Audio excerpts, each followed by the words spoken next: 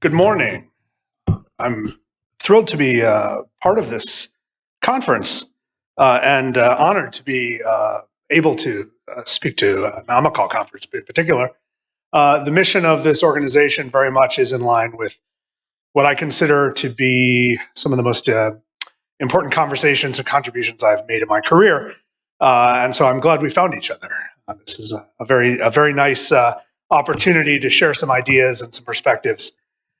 Now, the theme of this conference is the digital transformation. The goal of AMICAL is to apply the theme of the conference to the daily work that you do as educators, as librarians, as thinkers. And I think I can help with this. I'm going to offer a long view of digital transformation, a global view of digital transformation. We're coming up upon almost 50 years of what we can describe as a digital transformation in the world. The internet is almost 50 years old at this point, although most of us were not aware of it till about 25 years ago. And much of the world, especially the world outside of the global north, was not connected in any meaningful way to what we think of as the internet until as recently as 20 years ago, in some places 15 years ago. But the transformation in the past 15 to 20 years has been so rapid, has affected so many people at a daily level that it's impossible to consider what we have gone through in the past 50 years without using grand world historical terms like this is a new age or a new era. I would caution us from trying to make too much of that, largely because we're still in it. We're still participating and we're still trying to make sense of what we're experiencing and what we have just experienced. Nonetheless, the transformations have been deep and significant and powerful at every level. So in this presentation, I'm going to walk through multiple levels.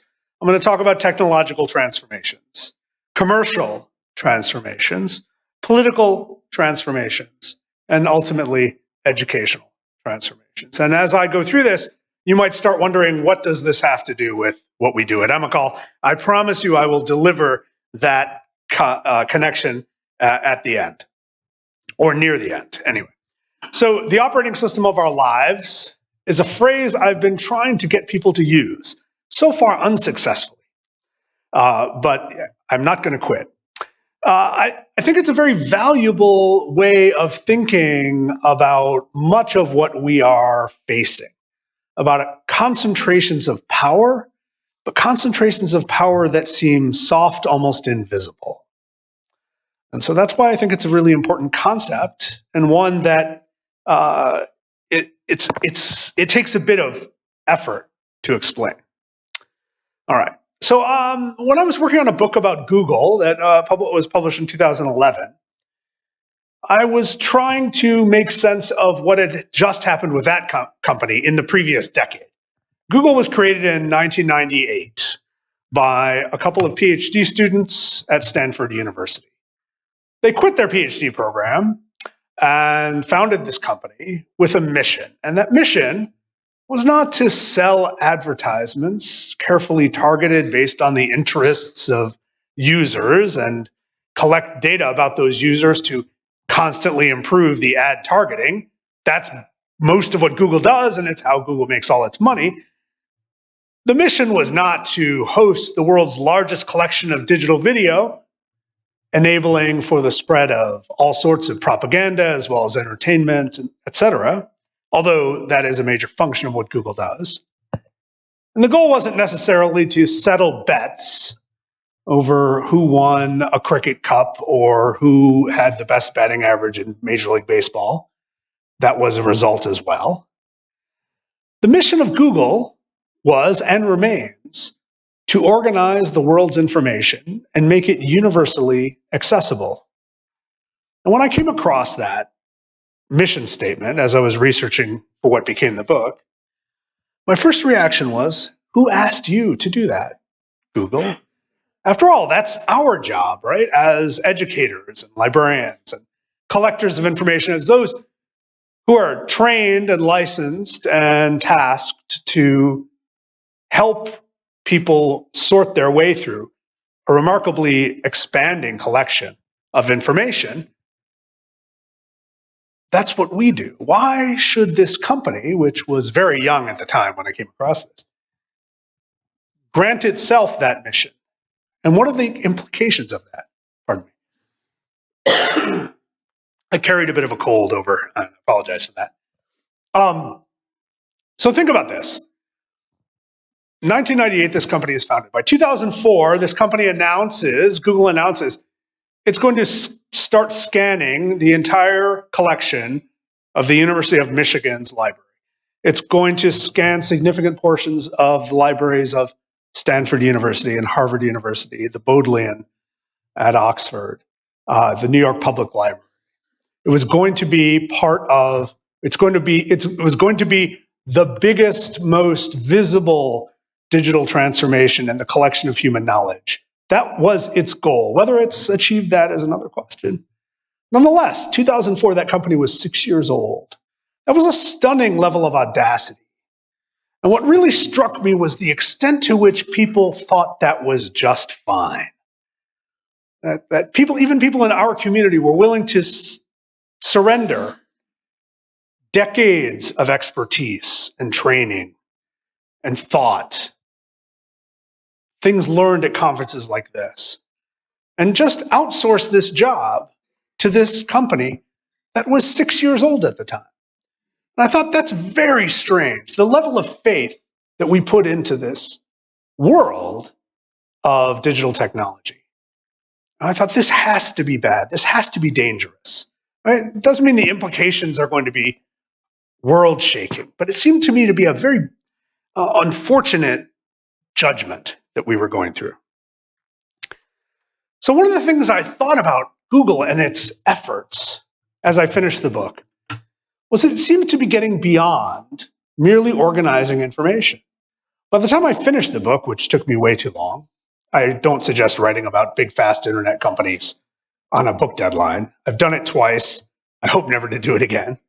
One of the things that struck me at the end is that Google was no longer simply interested in digital first information or born digital information, right? It was created to make sense of the World Wide Web, because at the time, the World Wide Web was a collection of documents loosely connected to each other with no discernible pattern, no central index. And it was a collection of documents growing at a rate of millions per day, now millions per minute. And so Google as a technology made sense in that moment, right? What else could have helped us navigate a collection of documents growing at that rate? The values it embedded in its system were certainly worthy of scrutiny, but the very concept that there should be some central service, even if it is commercial, I would have preferred if librarians had been funded to build something like that, but whatever. By 2010, it was fairly clear to me that Google was reaching way beyond this. The book scanning project was the first indication. The notion that here were objects, documents not born digital, that were already well cataloged, well described, often annotated, right? We had spent centuries making sure that this collection of knowledge was accessible and easy to use. And the limit to accessibility was merely that it sat in physical form, but it often sat in physical form in institutions that were open and accessible to the public. Not an ideal situation, a problem that could be solved by the right digitization project. Nonetheless, this idea that Google was now going to take its expertise and apply it to everything outside of the digital world seemed to me to be bold and significant and worthy of attention. Now, what we also saw by that point was that Google was reaching to our bodies. Google was trying to make sense of the roads on which we drive and walk. Google was creating devices and working on devices that would monitor our health, working on devices that would sit on our skin, They have been working for some time on contact lenses that are supposed to monitor blood glucose levels, among other things. So at that point, it seems pretty clear to me that Google is moved way beyond digital first documents and moved on to human beings, moved on to everything. Well, at the same time, companies such as Facebook, companies such as Microsoft, companies such as Amazon were working on similar expansions beyond their core mission. And in every one of these cases, it struck me that we are no longer witnessing a struggle for mastery of the operating systems of our devices, right? So in the late 1990s, there was a struggle to be in control of the operating system of our desktop and laptop computers. Microsoft prevailed, Apple fell behind, Linux trailed way behind, but it pretty much settled out as an agreement that that battle is pretty much settled. Then by the early 21st century, there was a similar battle to master the operating systems of our telephones. And again, this was a battle between Apple and Google. And for the most part, Google has prevailed, at least in terms of its market penetration around the world. Although it's settled out now and the competition isn't particularly fierce. Other companies have tried to jump in. Nobody has. There's been similar competition for the operating system of tablet computers, et cetera. But now these companies were looking to become the operating systems of our lives, of everything. So this struck me as a particularly useful thing. And I remembered that back in 2009, Wired magazine had issued this cover, "The Web is Dead," and it generated a tremendous amount of laughter, right? Because this article was posted on the web and all the comments immediately said, "Ha, you posted this on the web. I thought the web was dead." Not very insightful.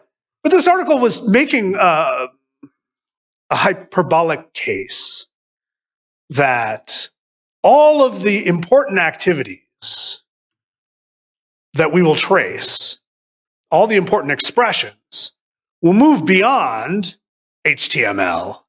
They will move beyond this collection of documents that had served as the template for much of the creativity and innovation of the previous 2 decades. That in fact, what mattered now going forward was what is on our skin, what is on our heads, what we drive in, how we move about the world. That the notion that all of these activities will generate data, that that data can be used to predict actions, that that data will be valuable in certain hands and worthless in other hands. All of those insights are sort of buried in this article, which I don't necessarily recommend. It wasn't particularly smart.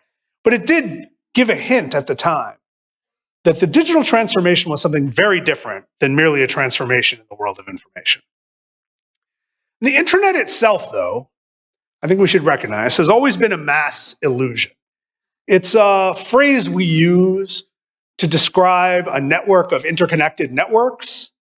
It has never been global or universal. The experience of using what we call the internet in Turkey has never been the same as in Greece. The experience of using the internet in Cuba or China has never been anything close to using the internet in Germany or Canada. And yet we've gone along through this whole process imagining that this was some sort of unified collection of information and a way that all human beings could possibly interact with each other. That has never been true. The connectivity, the global awareness that it enables is significant, but not universal. I think that's really important as we consider these transformations as well. So we've been operating under this mass illusion that we are connected fully and that we experience the world fully. But in fact, the experience of digital information through our devices, no matter what those devices are, those experiences now more than ever are highly selected for you. They are very much based on predictions that companies make about you. And those predictions are in many ways determined by your movements, your activities, your associations, your expressions. And so our worlds are actually getting smaller, narrower than we expected, right? The illusion and the expectation of internet technology, especially as expressed in the mid-1990s, was one of global cosmopolitan awareness, that people in Jakarta could easily interact with people in Montreal, and that they would, and that there might actually be some sort of fostering of mutual understanding. I think it's safe to say we've seen nothing of the sort happen. So, some recent factors that should make us consider that the operating system of our lives is actually a better metaphor for the digital transformations we've seen. One, massive surveillance at every level. It's impossible to ignore at this point. For a long time, it was easy to ignore. And our systems of massive surveillance are different than the 20th century systems of surveillance. Right? 20th century systems of surveillance were visible and obvious. The systems of surveillance in totalitarian regimes, and even the systems of surveillance that Michel Foucault warned us about in a modern liberal state, were meant for social control in a top-down, often brutal manner. They were meant to be obvious and visible to the subject of surveillance. They were meant to convince us that powerful people either were watching or might as well be watching, and we should behave. But that's not the systems of surveillance that dominate now. Those 20th century panoptic systems of surveillance are still present, right? They're not absent from our lives, but they are not the dominant systems of surveillance. The dominant systems of surveillance now are what I call a cryptopticon. They are cryptoptic, they are hidden. They are not meant to be fully understood. They are not meant to be comprehended by the subject of the surveillance. And this is very different. When you see surveillance cameras in the streets of London, you are meant to say, I am subject to the panopticon. I know I better behave. There are certain activities I should not engage in, or I might be captured by that camera. But when you engage in a dating application on your phone, you're not given the same signals. You're not supposed to be indicated, you're not supposed to be told, or you're not supposed to understand the level of full surveillance that you're engaged with, and the different parties that ultimately receive all of that sensitive personal information about you. And that's true when you interact with Facebook, it's true when you interact with Amazon, it's true when you interact with educational technology in many cases as well. Massive surveillance is still, in much of the world, a state function, but in much of the world, it's also a private function. But as we'll see, the difference between the two is collapsing.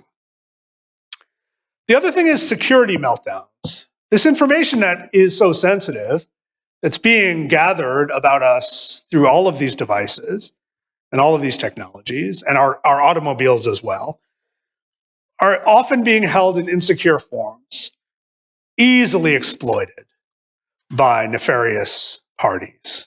And we see this time and time again, and yet there is no accountability for that level of insecurity. Again, this is a phenomenon that applies to educational technology as well. And then recently we've seen the end of network neutrality in the United States, debates about network neutrality around the world. This also should indicate to us that the 1990s vision of the internet, the 1990s vision of global interconnected bodies of knowledge, has never really been realized and is unlikely to be realized anytime soon. In fact, as we look forward, we should expect that bodies of information will be more specialized, more privatized, more targeted, that systems of expression will be less open and less subject to democratic deliberation.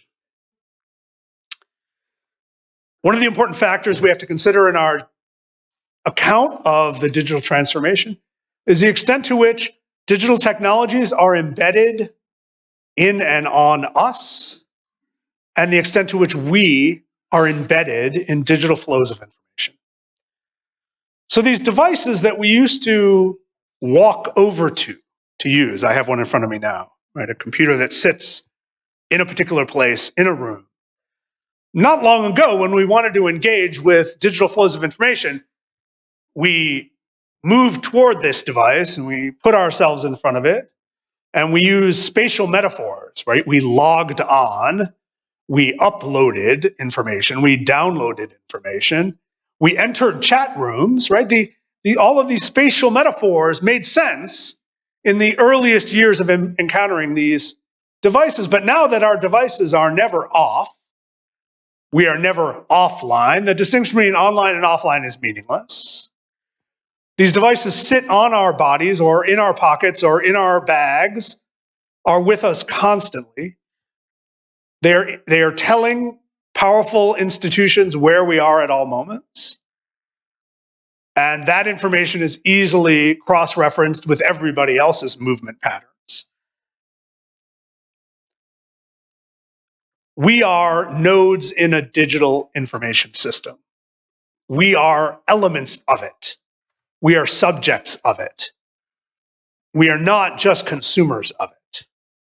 And there is no distinction anymore between online and offline. There is no uploading and downloading.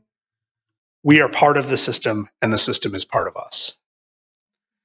Now, here are three of the companies that are most responsible for battling for creating the effort to become the operating system of our lives. This is not an exclusive list or a comprehensive list, but these are the three best examples. And they're doing it in different ways. I mentioned Google in its efforts to digitize all aspects of life. Facebook has a different strategy because Facebook has managed rather quickly to capture collections of all of our preferences and dreams and affiliations and associations, right? Remarkably valuable information about us. But Facebook is also now trying to take that advantage and create virtual reality systems, right? So Facebook has now launched probably the most ambitious commercial consumer level virtual reality service, the Oculus service, which seems to be its big gamble. In addition, it's trying its best to work its way into our homes with devices that will sit on our tables and constantly connect us to our group of Facebook friends and family. Apple has decided to do this by making sure that Apple devices are easy to use, are well designed, appeal to a particular socioeconomic class around the world. Apple has taken a different tack by promising not to harvest personal data at the levels of the other companies, but its efforts to work its way into our lives are just different in style. The result may ultimately be the same. So consider Google. A few years ago, Google rolled out this product called Google Glass. It was a spectacular failure. People who wore Google Glasses in public were mocked. It was a wonderful moment. I wasn't convinced that people could be so appropriately rude, and I was pleased to see that they were. Yesterday, I was in a lounge at Dulles Airport on the way here, in the Turkish airline lounge, and there was a gentleman speaking on his phone, doing a video connection with his family. And of course, with no headphones, just filling the room with this conversation. It was so rude, and I wondered as I watched, because everybody noticed, and everyone was kind of looking at each other, why is this guy so rude? And yet I didn't go up and complain about him or tell him to stop doing it, and no one else did either. It was this sort of frozen politeness, even though this one person was being rude. So we all sort of collectively acknowledged the rudeness of the one person. But with Google Glass, had he been wearing Google Glass, we might have actually been rude. Because the idea of wearing a Google Glass is you have a camera on you and you are recording everybody in front of you without their permission. And that seems so socially intrusive, right? That noise pollution from someone's phone is not quite socially intrusive enough to generate a tap on the shoulder. Although I think maybe we should all start doing that next time we see something. But the notion that we would all capture each other, or that someone would be so bold as to capture video and photographs of people without their permission, that's a step beyond. They're also terribly ugly, right? They put it on a model hoping that that would make them seem sexy. It didn't work. Now, Google Glass as a consumer product failed, but it is still being used and deployed, and there's more research and development on its professional uses. So there are training programs with Google Glass with surgeons, with engineers, with pilots, in an effort to foster sort of more complex information presentation to them during their professional obligations. It remains to be seen whether any of that will actually catch on. Nonetheless, the idea, and Google has not given up on this idea, is that ultimately sensors, cameras, location sensors should be so connected to our body, so intimate to us, that we forget they're there, the way that I might forget my glasses are on. Right? Don't worry, these have no cameras. This is very much 16th century technology. So the Google Glass is the extreme end of wearable technology, but if you've worn a fitness tracker or an Apple Watch, you're participating in this just as much as if you were wearing Google Glass. It's just not as offensive. And of course, Google has already mastered mapping the Earth and photographing the Earth. And there was resistance when it started this effort. There was one particular protest in Japan. Many houses in Japan are easily visible from the street at a level of 8 feet or higher, or 2 meters, 2.5 meters or higher, because of the design of the houses. And it's considered rude to look into someone's house. But of course, because of how these cameras were mounted on Google vehicles, all of the street view images were peering into people's houses. And there was massive uproar in Japan. There were similar protests around the world about this as well. But ultimately, we all grew accustomed to it. And Google Street View remains fairly global. Now, you must be familiar with this phrase, the Internet of Things. It's one that has caught on. It refers to the fact that objects are now so easily embedded in our digital flows of information. Right? The fact that appliances now have chips that can connect, chips and sensors and antennae that can connect to digital networks. That radio frequency chips in boxes are able to help maintain inventory in many companies.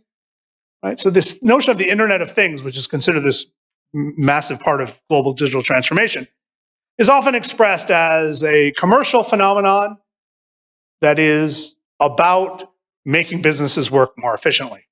I would like to reject this phrase. It's a phrase I despise for two reasons. One, it does not resemble the internet in any way.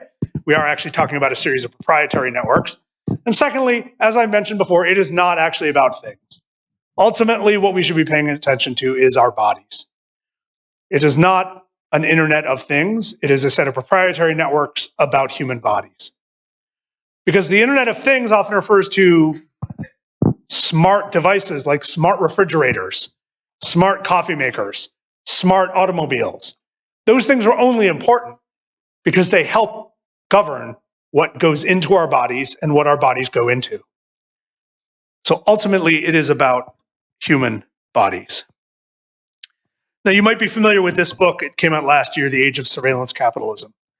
This is a very helpful, in fact, profound concept. Shoshana Zuboff, Professor Zuboff, makes the move that I've long been hesitant to make. Remember at the beginning of this talk, I said I'm not a big fan of declaring that this is an age or that we can make sense of the age, largely because we're still living through it. I am convinced that nobody in the Bronze Age said, hey, everybody, we're in the Bronze Age. Look at all this bronze. No, it took people centuries later to say, there was this thing called the Bronze Age. Maybe in the Stone Age, because that's all I had was stone. But look, when you're in it, you don't notice it. Or at least you're not supposed to notice it, right? Fish don't say, hey, we're in water. They know nothing else. Yet we are, I think, just beginning to be capable of making sense of the age. And I want to admit that we are probably in a particular age. I just don't think we're quite at the point where we can fully describe it. But Professor Zuboff does an excellent job of getting us there, or getting us close to where we need to be. So perhaps in 50 years, her title will still prevail, and we will look back on this as the age of surveillance capitalism. So it's worth exploring as a metaphor for what we're going through right now. Because every aspect of business around the world involves some measure of data collection and data analysis.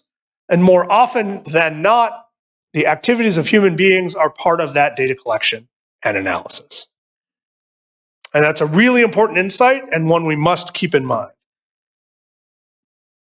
Ultimately, and this is the key, the real value of her book, well, it's in the book, it's a book well worth reading, but the subtitle actually says more than the title.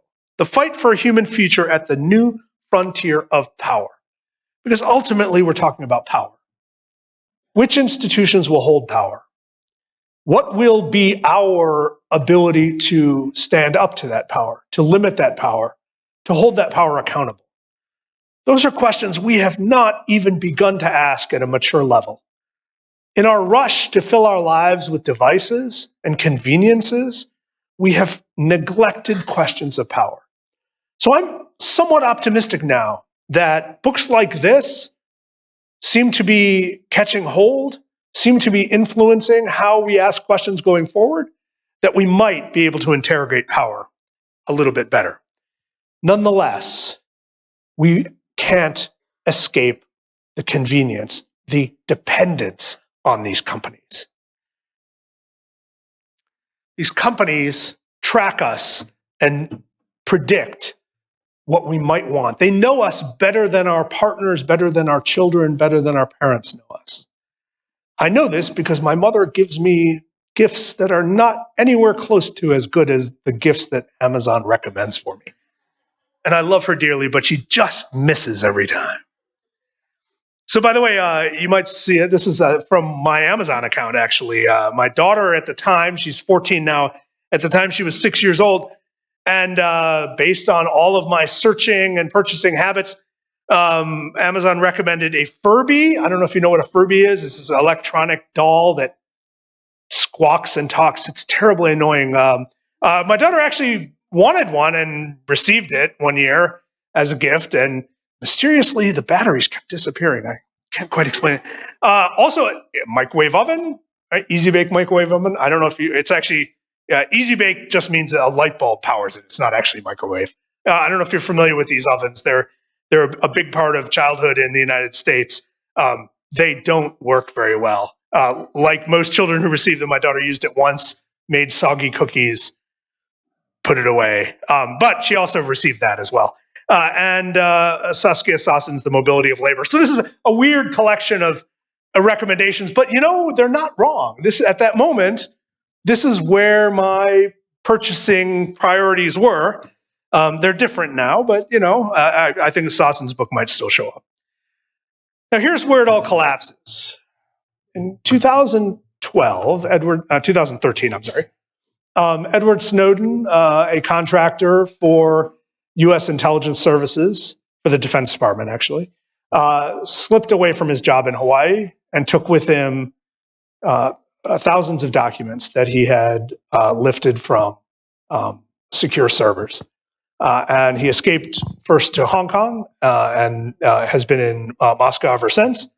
And he was able to work with journalists to release these documents fairly carefully and systematically to point to particular issues. And he did so in a way, again, working with journalists in a way that he hoped would not endanger anybody working in intelligence or security. But the information he provided to us is crucial here as we try to make sense of these concentrations of power.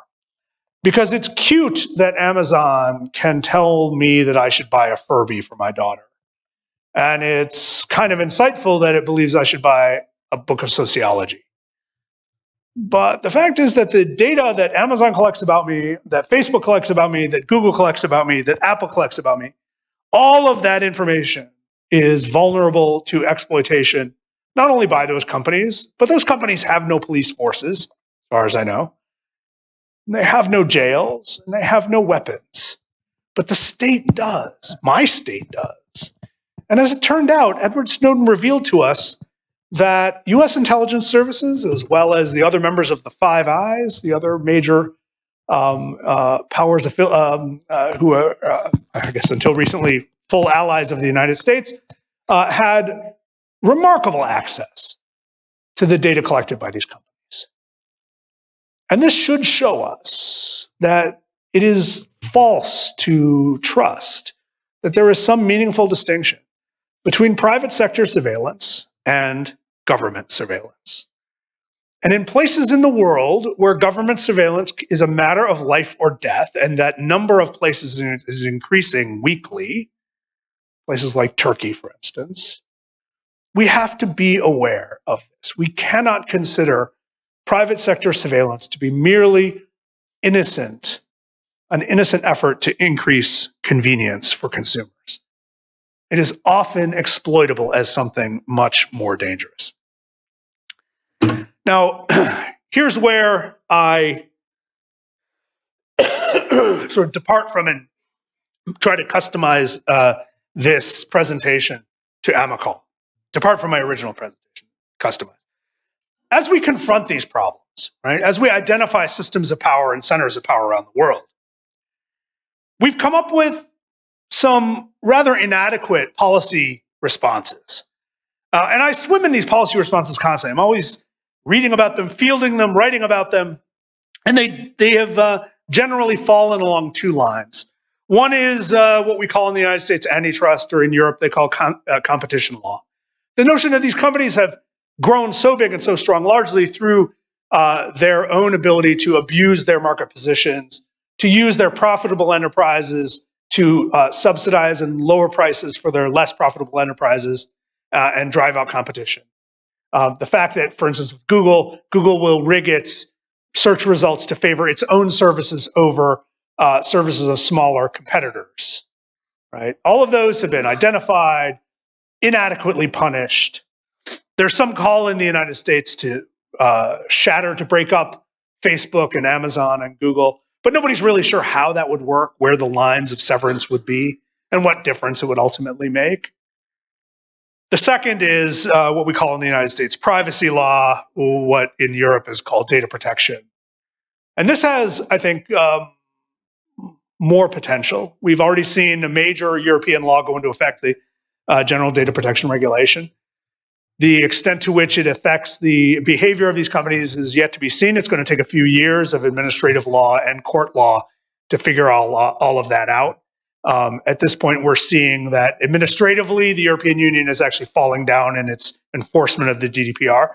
In the United States, we've seen efforts. The state of California has passed a law that falls well short of the GDPR to protect individual data rights. Nonetheless, there is some movement in that area, state by state. We might see New York pass a similar law soon. So there is at least this is on the table. But I have to say all of these efforts are necessary, but all of them are insufficient because they don't strike at the heart of the problem. They don't strike at the heart of the problem of incentives, the ways that these companies and the states that work with these companies have managed to work their way into our expectations, to lull us into just going along with these systems. What we've created through these systems, largely through the media portions of these systems, is an environment of cacophony and convenience. It's one in which, like in Aldous Huxley's Brave New World, we are so thrilled to see the latest video on TikTok or the latest video on YouTube, and to be entertained and distracted just enough that we can keep our minds off of serious issues that require serious thought. But it's not just that. It's not just about distraction. It's not just about frivolity, because I'm all for frivolity. What we've actually created is a media ecosystem that can only be described as cacophony. We are constantly bombarded with stimulation. If you walk down the streets just outside here, or you walk through Piccadilly in London, or you walk through Times Square in New York, you see the extent to which your attention is being pulled. Right? Your attention is being pulled away and up and out and left and right. Pay attention to me, pay attention to me, pay attention to me. And it's not even pay money to me, because many of the distractions are not appeals for your immediate money, but really appeals for your mind. And those are just the geographic versions of cacophony. Your phone is constantly beeping at you, singing to you, demanding your attention through alerts. Your friends are demanding your attention through alerts. Your coworkers are demanding your attention through alerts. Your supervisors are demanding your attention. These constant demands for attention fracture our ability to think at an individual level. You know you've felt that, and you've developed strategies and tactics to resist that as an individual. As someone who works in an information world, who works with these devices, you, among all people, are probably the best prepared to deal with the level of distraction and cacophony. And yet it is difficult for me, it is difficult for you to think clearly for 30 minutes at a time, 60 minutes at a time, 120 minutes at a time about one task, right? And it's not just your phone. It's that we've been conditioned by our information ecosystem. Conditioned to say, I wonder if I have a new email. I wonder if someone liked my joke on Facebook. The cacophony yields illiberalism. It creates an environment that invites illiberalism, that forces of illiberalism can easily exploit. Through distraction, through fracture, through the amplification of indignation, it renders us less capable of connecting with each other in a meaningful way. It renders us less capable of confronting our greatest global problems. And let me explain how this happens. So Facebook is probably the best example, but it's not the only example to deal with this, to explain this. It works for Twitter, it works for Google, it works for YouTube as well. Facebook's algorithms are designed to favor content that generates reaction, that generates engagement. That's what they call it, engagement. In Facebook terms, engagement means clicks, shares, likes, and comments. Any content that Facebook can predict, statistically predict, is likely to generate clicks, shares, likes, and comments will catch on. Facebook's algorithms are trained to promote that material on all of your friends' timelines. When I post a photo of my golden retriever, whose name is Butter, she's gorgeous, by the way, it shows up on all of my friends' timelines. And it's lovely. It makes their day. She's beautiful. They all click on her and issue a little heart, and they say, oh, this is lovely. What a wonderful dog, right? And that's the good stuff, the puppies, the babies, right? All that good stuff. That's the reason we all signed up for Facebook in the first place, for the puppies and the babies. But the same dynamic works for hate speech, for calls to genocide, for conspiracy theories, for all of the illiberal efforts around the world, illiberal campaigns around the world. They all have learned that Facebook will treat their material like it treats my golden retriever. Because all of those things to Facebook's computers generate reaction, not always positive reaction. Perhaps you have a Facebook friend who has posted something thoroughly wrong, thoroughly inappropriate, thoroughly off, engaged in some sort of conspiracy theory. If you have seen that and you've reacted to it by saying, I think you're wrong about this, here is a link to something that is much more informed, right? This is what we're all trained to do. This is media literacy, right? We are trained to correct, guide, teach people. Oh no, you're misguided. You might have posted this thing saying that the measles vaccine causes autism. It's not true. Here are some pages from health experts, World Health Organization, Centers for Disease Control, scientific journals, the Mayo Clinic. Here's all the good information to correct your misgivings about the measles vaccine. Well, as it turns out, every time that you post a comment or express any sort of opposition or anything about that original content, like that page claiming that measles cause autism, that signals to Facebook, this is hot. This is some great stuff. And that original content ends up on more people's Facebook timelines, news feeds than before. You cannot argue with the crazy on Facebook. It just amplifies it. And this is true about Twitter, and it's true about YouTube, which is why YouTube is a perfect place for anybody trying to spread anti-Semitic conspiracy theories, anti-Islamic conspiracy theories, health conspiracy theories. It's ideal for this because it generates so much indignation. And much of it is critical. But again, to criticize is to amplify.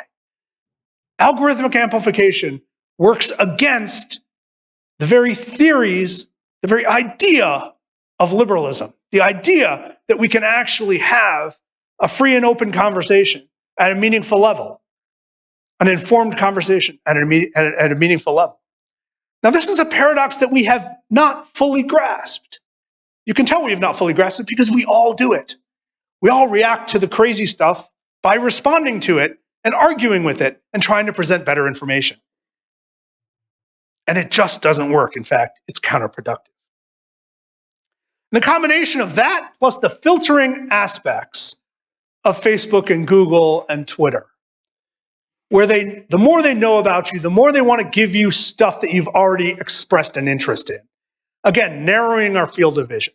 When you combine the algorithmic amplification and the narrowing of our field of visions because of their data surveillance, what a terrible environment to try to understand the world. And yet, in much of the world, this is how people are chiefly enabled to understand the world. In places like the Philippines and Myanmar and Thailand and Indonesia, Sri Lanka, Pakistan, increasingly India, Kenya, Nigeria, Facebook is growing in its power. Brazil also. Facebook is growing in its power and its influence and its penetration. Other forms of media are receding in their influence, often because they can't sell advertisements. If Facebook comes to town, all the advertisements go to Facebook. And in places, well, Myanmar, it's a whole other story. That's the most extreme story of Facebook's influence, right? Imagine trying to make sense of the world through this lens. You could not have a better lens. You could not invent a better machine to spread illiberalism, to spread authoritarianism, to foster calls to genocide. And that's exactly what we're seeing around the world. Now, educational technology is not anywhere close to this pernicious, but many of the major products in educational technology are also based on surveillance. And I think we have to be very careful about the extent to which we invite other levels of surveillance and normalize levels of surveillance in our classrooms, in our libraries, etc. This is something we should all be quite attuned to. So what do we do about it? If our policy tools are flimsy and inadequate, if these companies are so powerful and so ubiquitous that we can't even meaningfully opt out. Can you imagine going through a week without using any Google products? Not using YouTube, not using Google, not using Google Maps? It's possible. We did it. We all did it 20 years ago, but somehow imagining living life without Google now is incredibly difficult.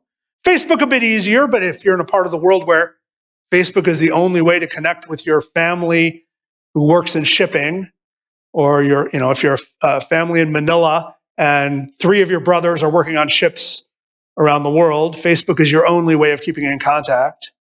Facebook and WhatsApp wouldn't. WhatsApp is owned by Facebook, so it doesn't really make much difference, right? I mean, those of us who live in parts of the world with diverse media ecosystems have the privilege of opting out, but most of the world does not. What's left? Well, media literacy is one option, but it's, again, necessary but inadequate. Media literacy is focused on the young primarily, and the young are not the problem in the world, right? Most of the problems in the world right now are being created by people between 50 and 70. I hate to say it because I'm one of those people, right? We are the problem. 15-year-olds are not the problem. 20-year-olds are not the problem. Media literacy is also currently, in its current forms, inadequate because it doesn't fully take into account algorithmic amplification. It doesn't take into account the fact that the consumer of the information, the user of the information, is rather powerless in this system, in a system that is delivering information customized for that person and amplified based on emotion. It doesn't really address the overall problem. It addresses some micro problems. Again, necessary but insufficient. A form of media literacy that takes on these macro issues risks feeling useless, hopeless, and weak. And I hope I haven't made you feel that way, but sometimes I feel that way. Nonetheless, it's necessary. It's necessary for us to fully understand our information ecosystem. We have to admit how powerless we are. 7.4 billion people on Earth, 2.5 billion of them use Facebook regularly. 1.9 billion of this 7.4 billion use YouTube regularly. Those numbers are growing. They will not shrink anytime soon. That's remarkable, especially when you consider that 2 billion of those people live in China and don't have access to Facebook or Google, right? That's remarkable. That's remarkable. 270 million people in India, actually close to 300 million people in India use Facebook regularly. That's only 1/3 of the population. Only 1 out of every 3 people in India use Facebook regularly. And again, it's growing fast. The potential for growth is tremendous in India. So again, we're going to face this more rather than less in the future. So while our classrooms are crucial sites of awareness, they're inadequate sites of resistance. What can we do? What we can do is invest in alternative sources of information and deliberation. Institutions based on cosmopolitan values, on scientific values, based on the traditions of liberal arts institutions, but not limited to liberal arts institutions. We should be campaigning to support the institutions that help us think. Libraries, universities, museums, public forums of all kinds, journalism with depth. We should be investing in these institutions that give us a chance to step away from the cacophony for 30 minutes, for an hour, for a full day, and immerse ourselves in serious thought. Consider for a moment the three of the greatest challenges we face in this century. Global infectious diseases, growing in their power, growing in their ability to resist our medical interventions. Human migration, increasing in its flow, in its various sources, and its impact on the countries in which people often end up. Think of all the political ramifications that come from those two, and think about one of the major push factors in both of those, climate change. None of these 3 issues can be solved in a classroom. None of these 3 issues can be addressed state by state, nation by nation. These issues demand deep thought, deep study. They demand deliberation among people who differ in political agendas, but who might share a concern for the future of the species. To get there, to be able to even think about addressing those 3 issues, we have to be able to box up the cacophony. We have to be able to limit it. We have to be able to fully immerse ourselves in those institutions that actually help us think through those issues. Nothing about what I'm saying is easy. Nothing about what I'm saying is inexpensive. And we might not get any closer to strengthening these institutions in our lifetimes. But we have no choice.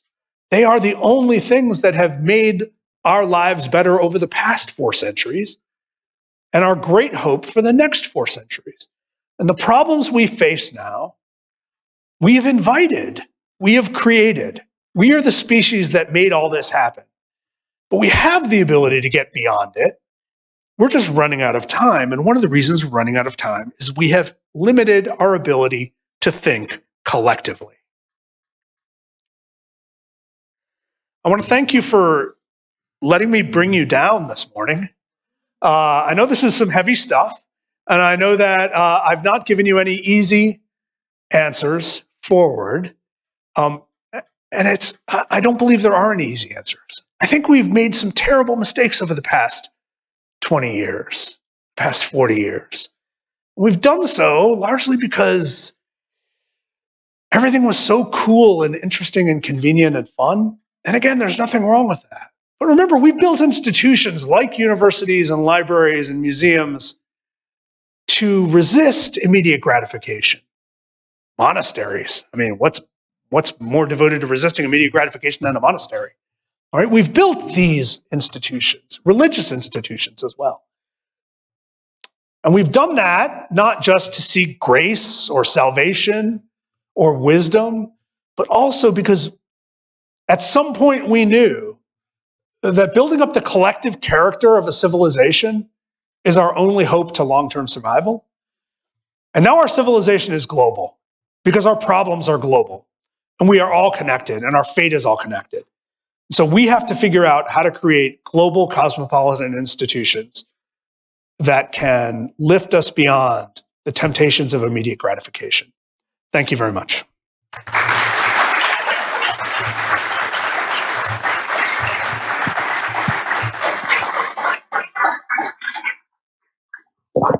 So if I have some time, I'm happy to take some questions, or if you want to just, express your grief, that's good too. I am really not fun at dinner parties, you can tell. Yeah. My daughter keeps begging me to write a cheerful book next because I keep writing these very depressing tales. Yes. Hello. Yes.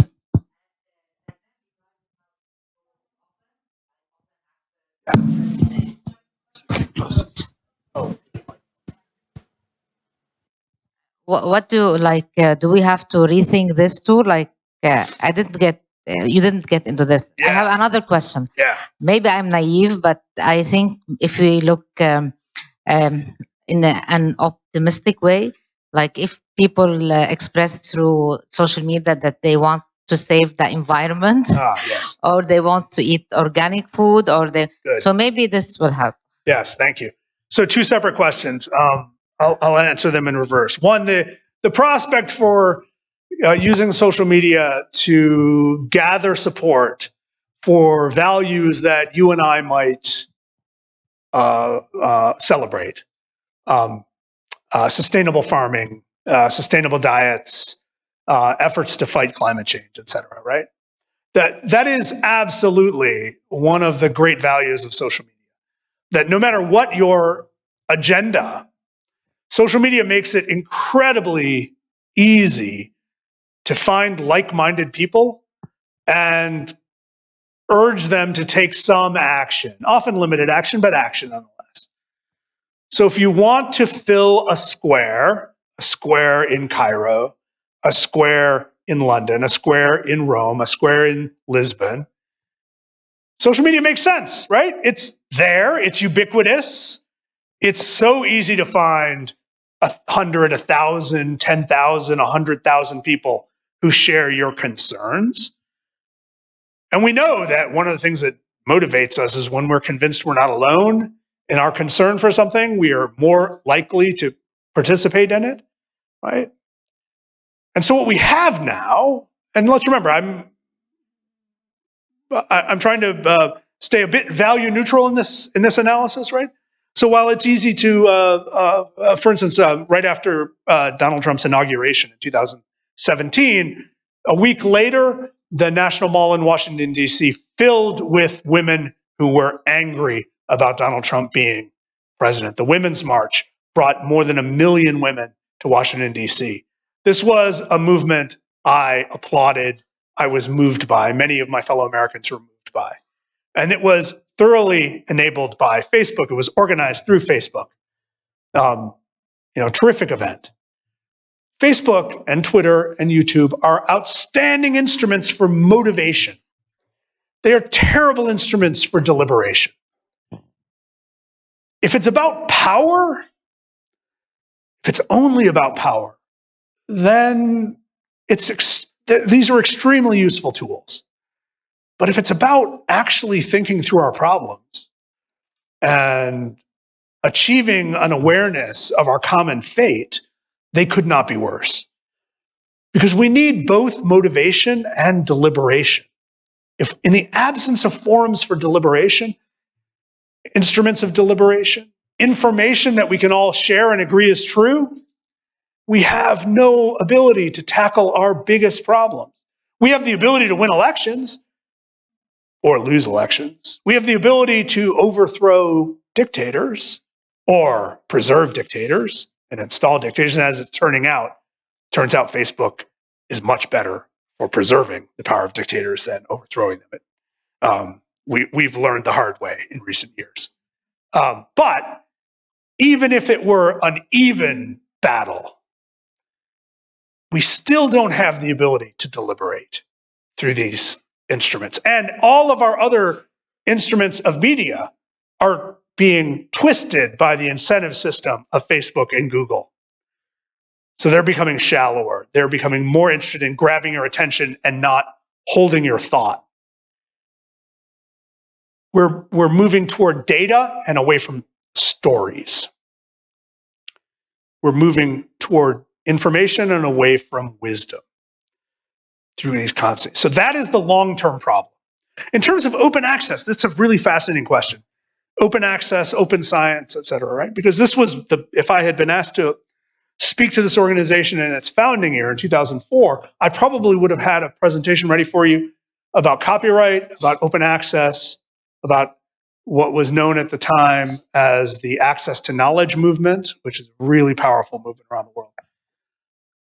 All of that, I'm still subscribed to this notion that copyright is often an instrument of the centralization of power by big companies to limit the distribution of expression and information by the rest of us.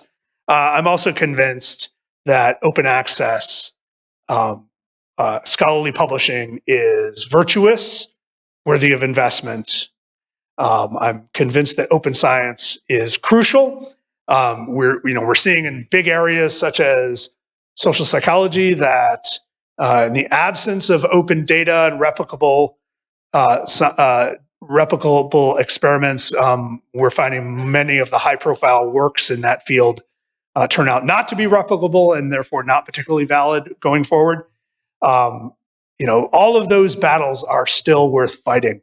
And they used to be my battles. They used to be the things that I thought most about. But that was in a cooler world and a more peaceful world.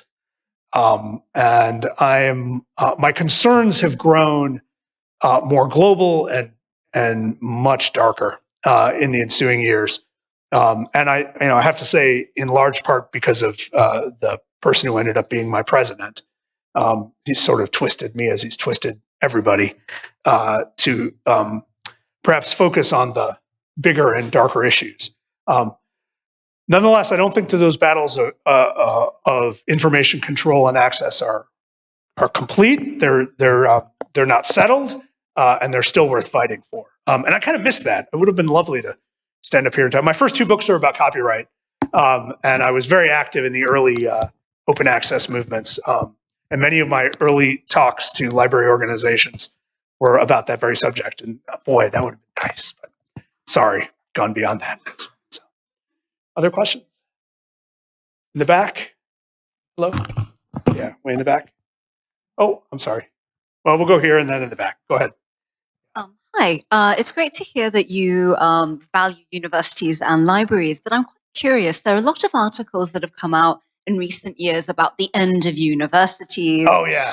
And, the way that, we're irrelevant, and even, will majors still be relevant in the future, with it will be skill-based, etc. Right. So I'm quite interested to hear what your take is on all of that, media buzz. Oh boy, I could have done a whole talk on that too. Yes, and maybe I should have. Right. So you might remember in 2012, the president of the University of Virginia was deposed in June of 2012. And one of the reasons given by the board that had deposed her was that she was not rushing quickly enough into the dismantling of the university.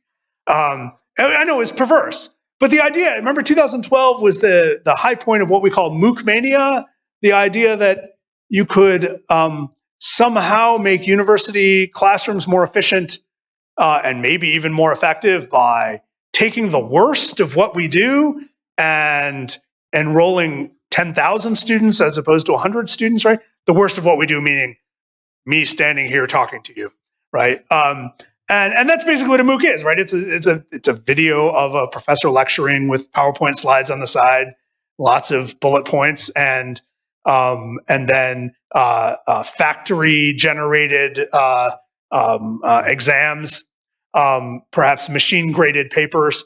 None of this gets us any closer to understanding the craft and practice of human thought, of the best of human thought.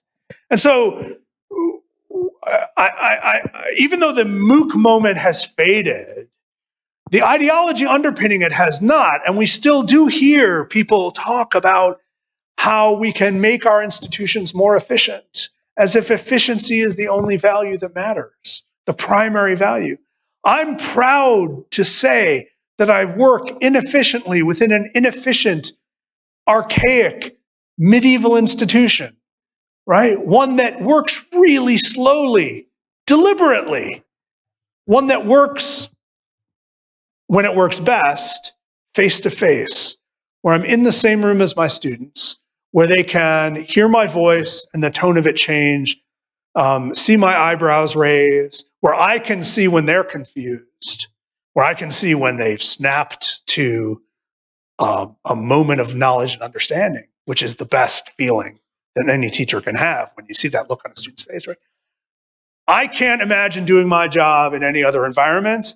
And I think that when we imagine the dismantling of higher education, we purposefully ignore the remarkable successes, the incomplete victories, but victories nonetheless, of these institutions. These institutions have been the producers of most of the knowledge that keeps us alive at this point and might keep us alive into the future. How can we talk about how we might address climate change without scientists? How can we talk about how we might address global infectious diseases without medical researchers?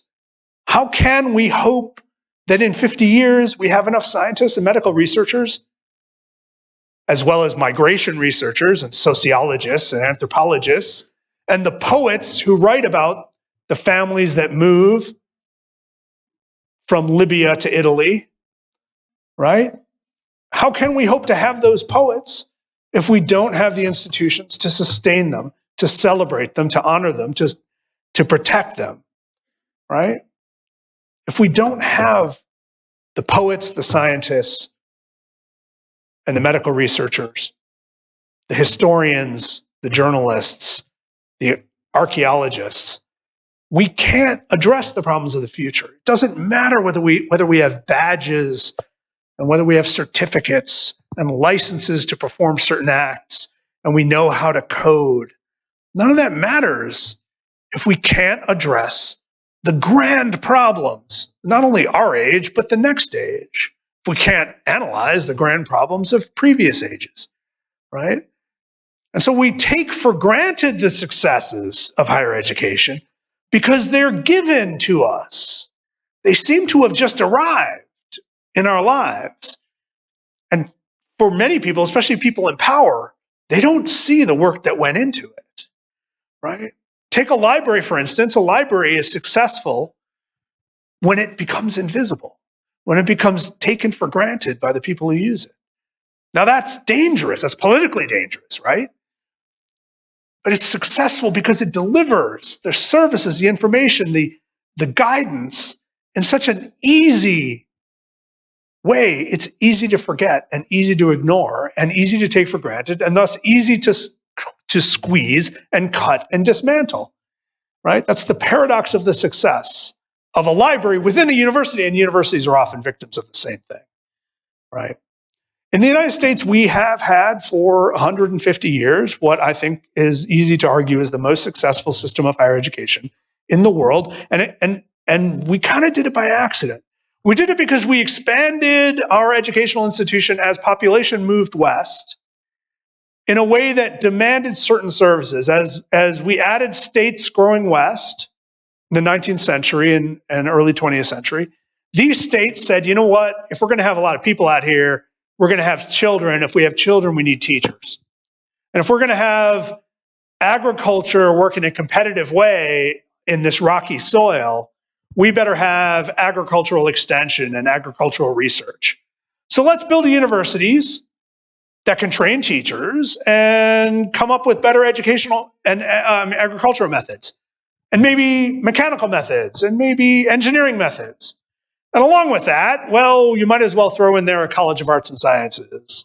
And you know what? We might not want to surrender the cultural cachet of being the intellectual center of the world to Cambridge, Massachusetts, or New York. So why don't we build a huge library? Why don't we build a university in our state capital, Madison, right? Or build a massive university in Lincoln, Nebraska, right? Let's do this, and maybe over time, our state can be considered as grand and as enlightened as Massachusetts or New York, maybe Oxford or Cambridge if we're lucky, right? And that was the idea, right? The hubris.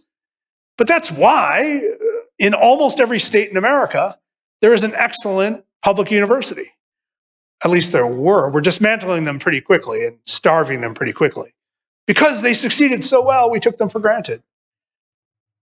And we've seen over the last 20 years just a remarkable change. A notion that these institutions are not there for the public good, but instead are there merely to license and supply training for individuals who are expected to take on debt to pay for that themselves, and that anything not geared toward licensing them for a particular career is unworthy of public investment. You know, that change of mindset about the role of higher education and the role of science and research has been sudden but brutal, and it's something I've been fighting since I got into this